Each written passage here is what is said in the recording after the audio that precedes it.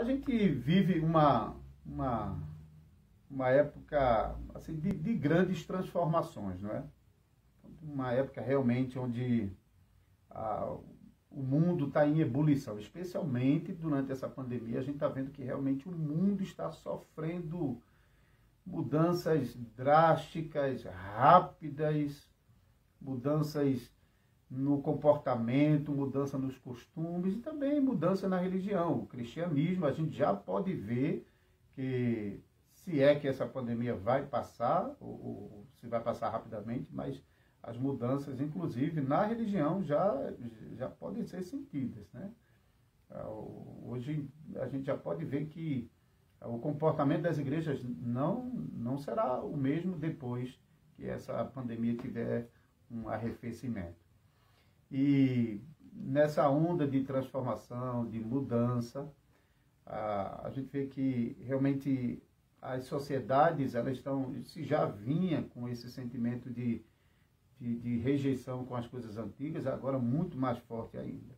Então, quando alguma coisa não está funcionando, joga fora, muda, coloca outra no lugar. Isso é o sentimento das pessoas nessa era pós-moderna, a era do domínio da tecnologia.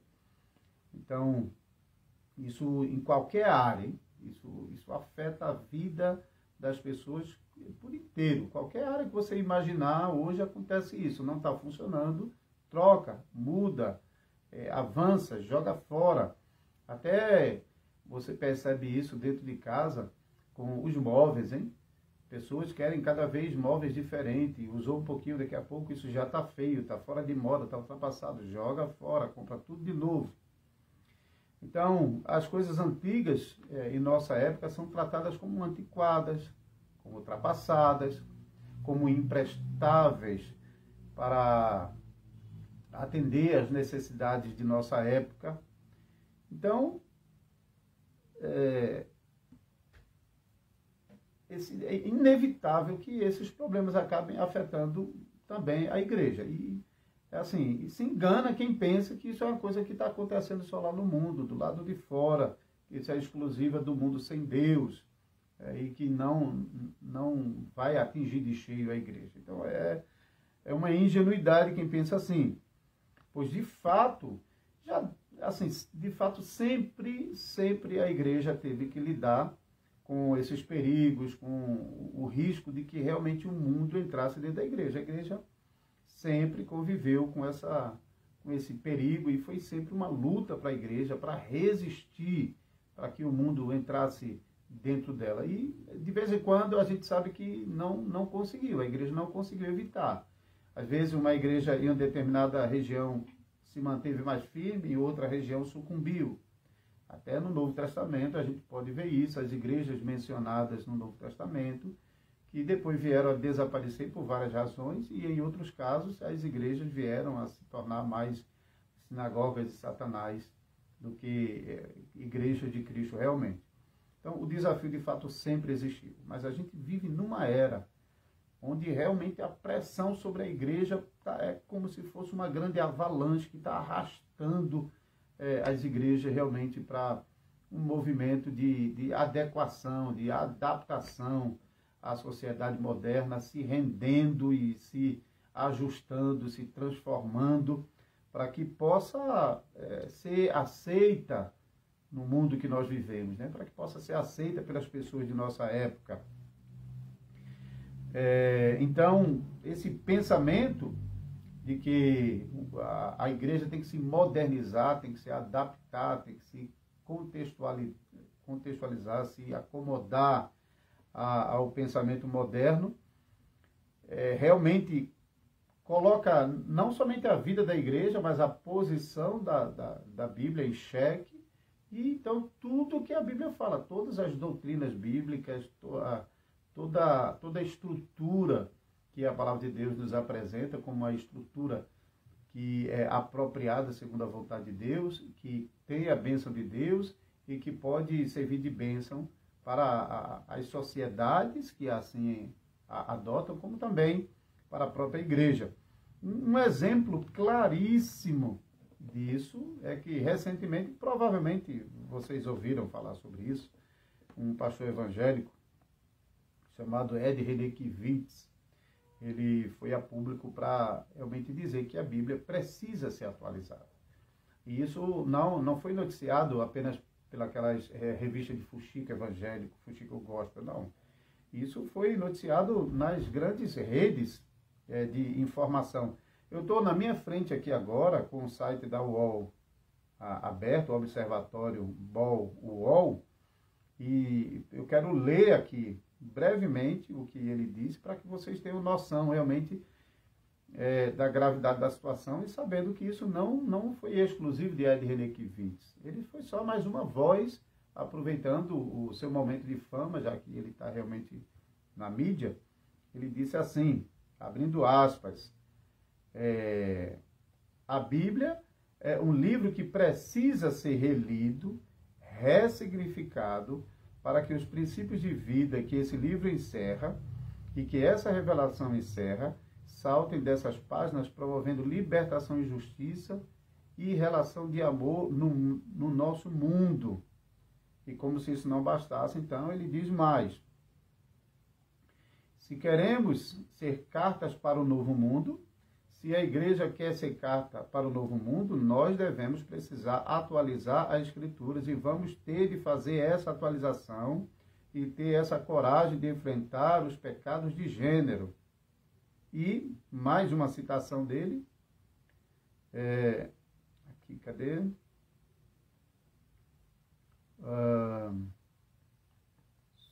Aqui, pronto.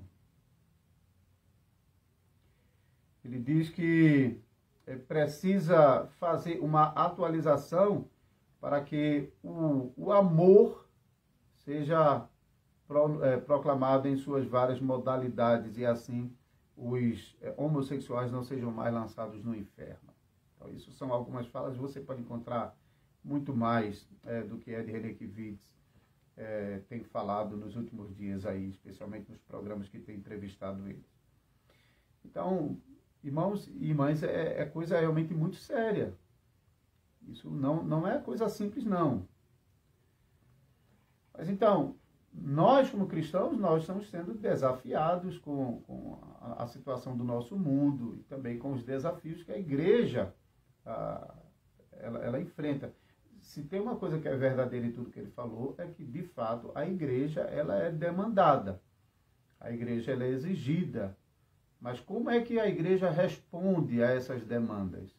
Ela precisa ser relevante para a sociedade e ela precisa fazer isso de um modo a ser aceitável e ela tem que agora falar a linguagem da sociedade moderna. Então, se a igreja está em crise e se a própria igreja não está conseguindo fazer frente aos desafios que se apresentam diante dela, qual o papel da igreja? O que a igreja precisa fazer? Se atualizar, como Ed Renekiewicz está falando, jogar tudo que ela tem usado até agora no lixo, porque isso realmente se mostra ultrapassado, arcaico, antiquado e imprestável para lidar com as questões do mundo de hoje? Será que a gente tem que pegar tudo que a igreja tem acumulado de conselho, de sabedoria, de conhecimento nos milênios e temos que, então, jogar isso tudo fora? Será que a gente, como igreja, realmente tem que se abrir para trilhar novos caminhos, novos horizontes desconhecidos e que, na maioria das vezes, se mostram abertamente e frontalmente contrários à palavra de Deus? Provavelmente, você que está do outro lado aí, sendo um cristão, uma cristã sério e séria, você vai dizer, não, de jeito nenhum, a gente não pode fazer isso não, a gente tem que lutar contra essa tendência. A gente tem que realmente gritar o sonoro, não podemos nos render aos desafios que o mundo tem imposto sobre a igreja. E de fato, quando a gente olha para os nossos irmãos do passado, quando eles estavam passando por dificuldades, como a que a gente está passando agora, e quando a igreja estava em crise, os nossos irmãos do passado, eles foram em busca de solução, não por abandonar tudo que já tinha e se aventurar em coisas novas, mas eles foram em busca de solução justamente voltando para a palavra de Deus, voltando para os princípios fundamentais, voltando para a confessionalidade que a igreja tem sustentado durante os milênios e por meio da qual a igreja está de pé. A igreja continua confessando um Deus vivo, poderoso, Criador dos céus e da terra, e que está redimindo a igreja e o restante da criação. Então foi assim que os homens de Deus no passado fizeram. Então, desde o princípio da igreja cristã, e particularmente no período da Reforma, para abrir um parêntese mais específico, nós lemos sobre os grandes reformadores saindo para resgatar um modelo de igreja que fosse de acordo com a palavra de Deus. Um modelo de igreja que fosse de acordo com a Escritura e um governo de igreja que fosse de acordo com as Escrituras e ofícios na igreja que fossem de acordo com as Escrituras. Então, na impossibilidade de a gente falar amplamente sobre esses aspectos, eu quero focar só um pouquinho mais na questão de ofícios. Por quê?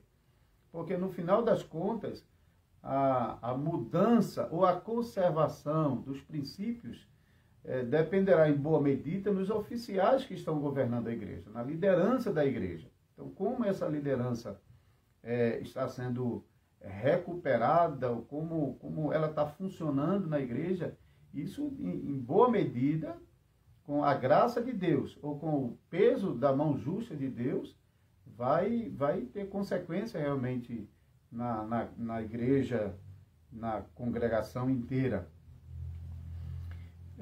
Talvez vocês já ouviram a expressão, a reforma começou antes da reforma, né? Os pré-reformadores. De fato, antes mesmo de Lutero, a reforma já estava dando os seus sinais, em que ela estava avançando e que ia chegar um momento oportuno onde ela realmente abarcaria o universo maior. Então, pelo menos dois nomes antes de Lutero, John Wycliffe e John Hus, tem filmes, inclusive, no YouTube sobre esses dois personagens que você pode assistir e são úteis, especialmente nesse contexto que a gente está abordando aqui. É bom rever como esses homens de Deus lidaram com os seus desafios. Eles estavam ainda numa igreja que era a igreja de Roma, então, mas eles começaram uma luta de resgate pela posição da Bíblia no meio da congregação. John Wycliffe, por exemplo, na Inglaterra, ele realmente estava lutando para que a Bíblia tivesse a palavra final nas questões de doutrina, nas questões de governo, nas questões do papado, nas questões de liderança da igreja, nas questões de culto, de adoração. E essa luta de Wycliffe, no final do século XIV, no final do século, acho que XIV, é isso mesmo, XIV, e um pouco depois, John Hus, menos de um século depois, no século XV, John Hus, ele não era tão acadêmico, tão profundo como Wycliffe era, mas ele era um grande pregador, e ele usou sua habilidade como pregador para desenvolver aquele conhecimento que John Wycliffe já havia iniciado numa reação contra o autoritarismo da igreja e buscando realmente colocar a Bíblia numa posição exaltada. E ele, na pregação, ele começou a espalhar isso, e esse movimento realmente na Europa não passou despercebido, só que John Hus acabou sendo queimado na fogueira. E cerca de 100 anos depois, então, Lutero tinha essa estrada sobre a qual ele pôde caminhar, hein? Foi pavimentada realmente com a paixão de homens de Deus antes dele que lutaram para que a igreja tivesse um retorno às Escrituras. E esse retorno às Escrituras foi muito importante, porque foi por meio desse retorno à Escritura que Lutero, por exemplo, descobriu a justificação pela fé, né? A obra soberana de Deus na salvação, uma justiça que Deus exige, que não procede de nós mesmos, mas a justiça que Ele exige, Ele mesmo proporciona. Essa descoberta de Lutero foi muito importante para a reforma na soteriologia. Mas a reforma no governo da igreja e nos ofícios da igreja continuaram dentro das igrejas da reforma e encontraram um eco, assim, bem profundo em João Calvino, não exclusivamente em Calvino, porque antes dele mesmo o próprio Calvino bebe da doutrina em Estrasburgo, e depois de Calvino também se espalha por muitos outros lugares, e ao mesmo tempo de Calvino também estava acontecendo essa reforma na igreja em vários lugares. Mas, de fato, a reforma que Calvino empreendeu em Genebra realmente serviu como modelo, e ainda hoje funciona como modelo para muitas igrejas reformadas pelo mundo todo.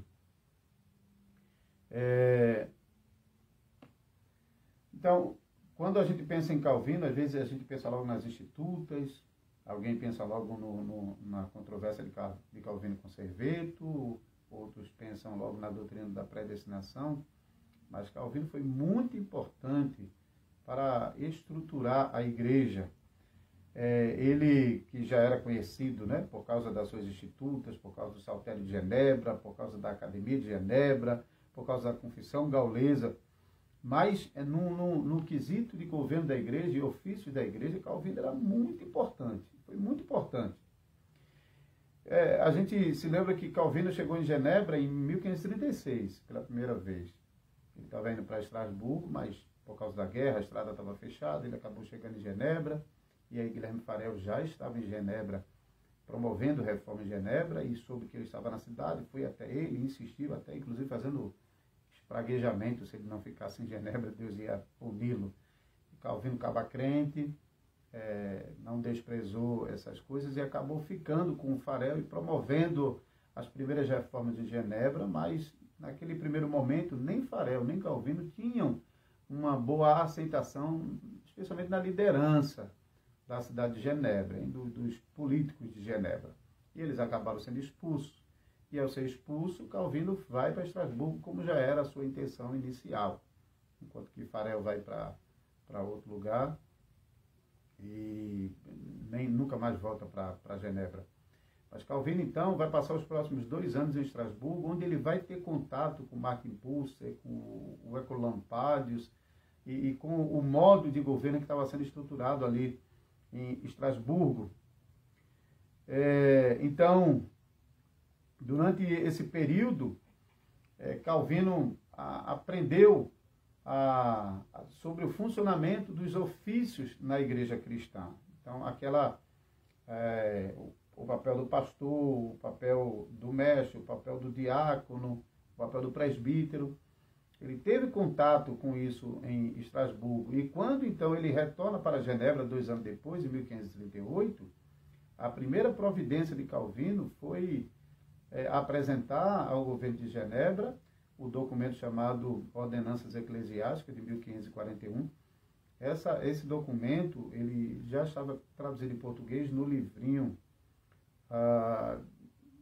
não me lembro agora a editora não, mas uma coleção de documentos de Calvino. Mas, ao que me consta, somente recentemente nós tivemos para o português, vertido para o português, a versão final desse documento de 1561. Foi traduzido pelo pastor Everton Tokachique e publicado naquele o livrinho, eu tenho ele aqui,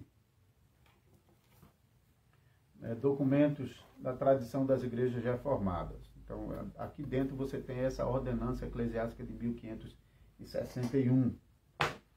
Então, nesse documento, Calvino ele apresenta 4 ofícios, tomando como base o texto de Efésios capítulo 4, né, versículo 11, quando diz que subindo ao alto, levou cativo o cativeiro, deu dons aos homens. Depois, então, ele fala sobre estabelecer uns para, aí ele vai citando os ofícios, e então ele fala sobre pastor, mestre, pastores e mestre, né? Quando ele menciona pastores e mestres, Calvino, na percepção de Calvino, eram ofícios diferentes. O pastor na pregação e o mestre no ensino, no seminário, na faculdade, na formação de outros pensadores. E durante um tempo até as igrejas, não apenas na França, mas até em Holanda mesmo, chegou a ter 4 ofícios. Mas depois eles entenderam que pastor e presbítero estavam ligados no mesmo ofício. Então, pastores e mestres estavam ligados em um só ofício. Então, a igreja entendeu como a endíade, quando fala sobre pastores e mestres, não eram duas coisas, mas duas palavras para definir uma só coisa. Então, ficou com esses três ofícios. Dentro da tradição continental, fala-se sobre três ofícios: pastor, presbítero e diácono. Na tradição das Ilhas Britânicas, eles reconhecem o trabalho diferente, mas eles colocam dentro de um mesmo ofício, que está dividido, então, entre duas funções, a do presbítero docente e a do presbítero regente. E, no final das contas, ninguém na igreja está chamando o presbítero de o presbítero regente, por favor, venha cá. Ninguém vai para o pastor dentro. Presbítero docente, venha cá. No final das contas, as funções são bem definidas. Os termos aqui são usados de maneira diferente. Então, Calvino, ele foi para a palavra de Deus, e junto com Calvino, as igrejas retornaram para a palavra de Deus para recuperar o funcionamento dos ofícios da igreja cristã, numa época em que a igreja estava vivendo uma grande crise eclesiástica, quando a igreja realmente estava sofrendo com o episcopalismo, com autoritarismo, com desmandos de todo tipo, negligência nos trabalhos, os ofícios não funcionavam adequadamente, ofícios haviam sido negligenciados ao longo da história. Então, os reformadores e também as igrejas, de um modo geral, elas não simplesmente disseram, bom, não está funcionando isso aqui, a gente tem que criar um outro modelo, a gente tem que criar uma outra coisa, vamos ver se a gente consegue fazer melhor do que aquilo que a Bíblia sugeriu, que pode ter funcionado no passado, mas não é compatível para a nossa época, não. A gente precisa de uma coisa mais adaptada, mais compatível com a nossa época. Hein? Não, eles não fizeram isso, não. As igrejas da Reforma experimentaram um grande avivamento, um grande fortalecimento, uma recuperação extraordinária do trabalho pastoral. E fez isso voltando ao passado. Fez isso voltando ao que era antigo. Fez isso voltando à palavra de Deus. Porque a palavra de Deus, ela não é um documento antigo de jeito nenhum. Ela é um documento novíssimo. Porque aquilo que a palavra nos traz em palavras é aquilo que o Deus eterno proclamou. O Deus eterno, ao escolher as palavras, ao proclamar as verdades, ao nos dar instrução, ao nos oferecer sabedoria, o nosso Deus, mesmo respeitando os homens que escreveram e mesmo se utilizando de meios ordinários, como a escrita, como cultura, mesmo assim o Senhor nosso Deus, em sua sabedoria sobreexcelente, nos deu um documento que é atualizadíssimo. Mas ele é atualizado não porque a gente precise fazer a atualização da palavra de Deus. A palavra de Deus é atualizada porque é a palavra de Deus. Ela é poderosa e eficaz em qualquer época. Ela opera poderosamente pela obra do Espírito Santo em qualquer período da história, em qualquer lugar, em qualquer ambiente, em qualquer contexto. Então, não precisamos de inovação, não precisamos recorrer a coisas novas. Nós precisamos realmente colocar em funcionamento aquilo que a palavra de Deus já nos ensina. Então, em conclusão, nós olhando para os ofícios na igreja cristã, nós realmente precisamos olhar para as nossas igrejas e observar nas nossas igrejas o ofício está funcionando conforme a palavra de Deus nos ensina. Nós temos esses ofícios funcionando na igreja. Aqueles que estão debaixo desses ofícios estão realizando o seu trabalho com entendimento, de acordo com os princípios da palavra de Deus. Então, o que nós precisamos, se nós estamos enfrentando uma crise de existência em nosso tempo, não é de mudar essa estrutura, não é de criar coisas novas, não é de jogar o que a gente tem fora porque não funciona mais. Se não está funcionando, se a igreja percebe que o ofício não está funcionando adequadamente, ela deve reconhecer que esse ofício não está sendo colocado em prática conforme os princípios da palavra de Deus. Quando esses ofícios estão ativos na igreja e quando os oficiais estão realizando o seu trabalho com esmero, com dedicação, conforme os princípios da palavra de Deus, não é que os problemas não vão se acabar. Os problemas vão sempre existir e sempre estarão lá. Mas nós temos as ferramentas certas para lidar com esses problemas e, sobretudo, nós temos a promessa graciosa do nosso Deus, de que, pelo uso desses meios que o Senhor nos concede, nós podemos obter os resultados necessários, suficientes, para que nós continuemos vivendo nesse mundo como a Igreja de Jesus Cristo. Então, precisamos olhar para o pastor, para o ministro da palavra, e precisamos olhar como esse ofício está funcionando dentro da igreja. Não somente olhando para o ministro, não. De um lado, nós temos a responsabilidade do ministro de ser homem fiel, de subir ao púlpito não para dizer o que ele pensa e nem para contar os seus exemplos preferidos, mas para proclamar fielmente a palavra de Deus. Mas, do outro lado, também como a igreja está honrando esse ofício, como a igreja está valorizando esse ofício. A igreja está realmente investindo para que tenha homens fiéis naquele púlpito. Ela está protegendo o púlpito para que homens, como Eder Renekiewicz, por exemplo, subam para dizer o que eles acham que é melhor. Homens que não têm compromisso com aquilo que a própria igreja tem confessado ao longo do tempo. Será que a igreja está investindo para que mais homens na congregação possam dedicar as suas vidas para o ensino da palavra de Deus?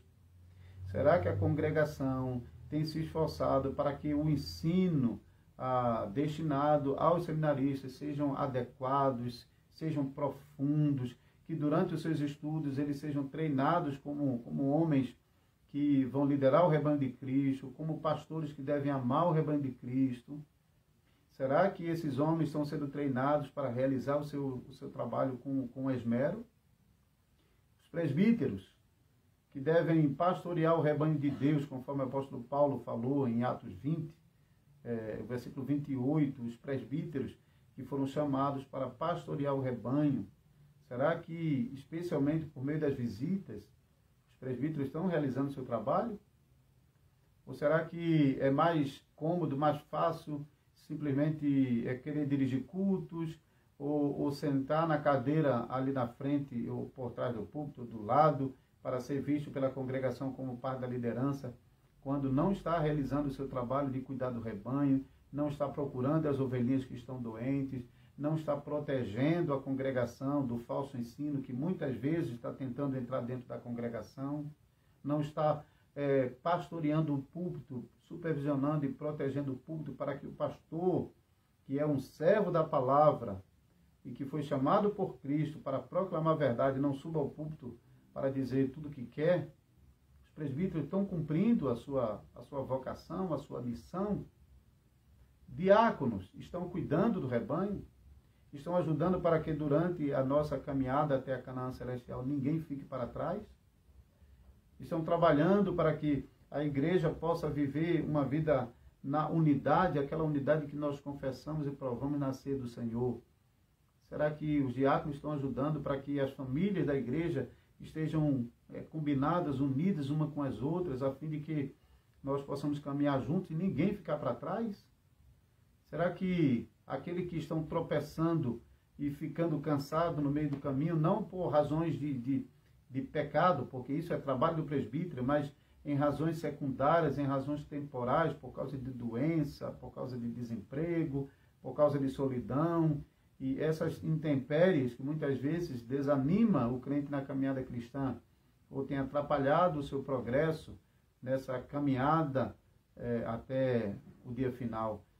Será que diáconos estão realmente observando no meio do rebanho se todos estão caminhando com alegria, ou se alguns estão cansados, alguns estão doentes, alguns estão detendo-se no meio do caminho? Quando os três ofícios, ou os três serviços no meio da congregação estão funcionando bem, de modo apropriado, não tenha dúvida, irmãos, de que a igreja de Cristo será uma igreja viva. Os problemas continuarão lá, porque esse mundo jaz do maligno. O mundo realmente caminha a passos largos para a destruição e a gente já conhece isso. O nosso Salvador já nos revelou isso, já nos disse de antemão que essas coisas sobreviriam sobre a igreja. Isso não é nenhuma novidade. E, drasticamente, o nosso Senhor até nos antecipou que, por causa disso, o amor de muitos se esfriaria. Então, nós, como Igreja de Jesus Cristo, realmente temos que olhar para a nossa igreja, para a liderança da nossa igreja, orar por essa liderança, apoiar essa liderança, mas também trabalhar junto com ela para que a liderança seja exercida por homens fiéis, homens que não estão ali porque querem parecer, ou não estão ali porque foram escolhidos na camaradagem, ou estão ali porque têm interesses escusos sobre a congregação, como o apóstolo Pedro advertiu, para não pastorear com ganância, como devoradores do rebanho. Então, queridos irmãos e irmãs, nós precisamos não somente olhar e criticar as falhas da liderança, que com certeza existe, mas como igreja mesmo, como congregação. Se não está funcionando, o que precisamos fazer? Nós estamos orando, nós estamos contribuindo, nós estamos valorizando esses trabalhos, nós estamos apoiando o conselho da igreja para que somente homens fiéis, que mostrem realmente que são chamados para exercer os ofícios, possam realmente adentrar nesses ofícios e que as mãos não sejam impostas precipitadamente sobre pessoas que não têm o chamado de Deus para exercer esse trabalho no meio da congregação. Não ama o rebanho, não ama o Senhor, não está disposto a abrir mão de si mesmo para se dedicar ao cuidado do rebanho. Enquanto os ofícios na igreja passar por essa crise, dificilmente Deus é gracioso e tem nos sustentado até mesmo a despeito de todas essas fraquezas. Mas não dá para imaginar que nós vamos experimentar dias melhores. Muitas igrejas estão sucumbindo, e até mesmo igrejas que já foram igrejas sérias. O tempo está passando e essas igrejas estão se misturando com o mundo, estão perdendo suas características próprias, sua identidade, estão mais parecidas com clubes, com associações, do que propriamente com a Igreja de Jesus Cristo. Estão mais envolvidas na defesa de temas que são mais avessos à palavra de Deus e mais concordância com o mundo. A gente está vendo defesa de homossexualismo, defesa de evolucionismo, a nova estrutura de igreja, igrejas emergentes. Então, é o que vai acontecer com essas igrejas. Se não pôr freio agora, não dá para imaginar que teremos dias melhores aqui para frente. E por freio nessa caminhada acelerada junto à mistura com o mundo, é um retorno à palavra de Deus. É um retorno ao princípio. É um retorno aos fundamentos. É um retorno ao antigo. O antigo que não é velho. O antigo que não é ultrapassado. O antigo que não é antiquado. E o antigo que é perfeitamente apropriado e prestável para enfrentar qualquer problema da sociedade moderna. Não há um único problema da sociedade moderna que a palavra de Deus não nos forneça os princípios fundamentais e necessários para que nós possamos lidar com eles de um modo bíblico. Muitas vezes, nós somos rápidos em criticar a liderança da igreja e, às vezes, não é sem razão, não. Às vezes, por justa razão mesmo. Mas isso não deve ser a última coisa que é a primeira coisa que devemos fazer. Eu me lembro agora de uma situação onde um dos meus filhos mencionou sobre alguma coisa que tinha ouvido de um dos oficiais que ele achou que não era muito apropriado. E ele estava pensando em falar com o oficial. Eu desafiei ele da seguinte maneira. Eu disse, olha, você já procurou esse irmão alguma vez para elogiá-lo pelo trabalho dele? Se a primeira vez que você vai procurá-lo é para criticá-lo, então deixe para fazer isso em outro momento. Antes disso, reconheça o trabalho que ele tem feito no meio da congregação. Então, isso não tem nada a ver com bajulação, não tem nada a ver com puxa-saquismo, não tem nada a ver com tolerância ao erro de qualquer oficial, de jeito nenhum. Mas isso tem a ver com o fato de que são homens de Deus que estão realizando o trabalho em nosso meio e muitas vezes nós não valorizamos e não reconhecemos o trabalho que eles estão fazendo. Nós nos esquecemos de que eles não estão ali em nome deles mesmos, eles estão ali em nome do Senhor, em nome de Cristo. Eles foram chamados por Cristo. A igreja foi instrumento de Cristo nesse processo de separar esses homens para realizar o trabalho. Então pense sobre isso, antes não deixe de falar não. Não deixe de falar quando alguma coisa não estiver funcionando bem. Até isso é prova de amor e de cuidado, de preocupação com o rebanho do Senhor. Mas não faça isso se você nunca reconhecer o trabalho dele. Isso não mostra que você realmente ama o trabalho que ele está realizando, que você reconhece a importância do trabalho que ele está realizando. Isso mostra muito mais que você não consegue enxergar as coisas boas que Deus tem realizado por meio dele, mas só consegue enxergar as suas próprias fraquezas. Então, é claro que todos nós somos pecadores e falhos, e se a gente vai olhar para um homem somente procurando defeito, vai aparecer um bocado mesmo, né? É claro que aqueles defeitos que comprometem a posição da liderança como modelo para a congregação, com certeza isso é reprovável, e o conselho tem que tomar providência. Mas muitas vezes são fraquezas com as quais as pessoas não conseguem lidar, mas que seriam, em muitos casos, às vezes, perfeitamente conciliáveis, né? Mas por causa das diferenças que a pessoa às vezes mantém com um oficial da igreja, às vezes não consegue suportar. Então, que Deus tenha misericórdia de nós, que Deus nos ajude. Precisamos realmente, liderança e o restante do rebanho faz parte de um mesmo corpo, não estamos divididos, não. Então, a liderança deve realizar o trabalho com bastante dedicação, mas também a própria congregação deve se sujeitar em amor a esses homens de Deus que estão pastoreando o rebanho. E vamos orar juntos por isso, irmãos. Nós precisamos orar por nossos oficiais. Eu sou pastor da igreja e quando uma família da igreja menciona nas conversas, nas visitas pastorais, que tem orado pelos oficiais da igreja, eu fico muito, muito feliz com isso. Mostra realmente uma casa que tem preocupação com a igreja, tem preocupação com o trabalho que os oficiais realizam. Então, em nome do Senhor Jesus Cristo, dedique tempo para realmente orar por sua liderança, por seu pastor, pelos presbíteros, pelos diáconos. Orar também para que Deus levante mais homens na igreja. Aqui na congregação em Caruaru temos orado bastante por isso. Somos uma congregação missionária e precisamos de mais homens colocando a mão no arado. Estamos orando muito por isso, para que o Senhor realmente nos conceda isso. Então, ore na sua congregação também por isso.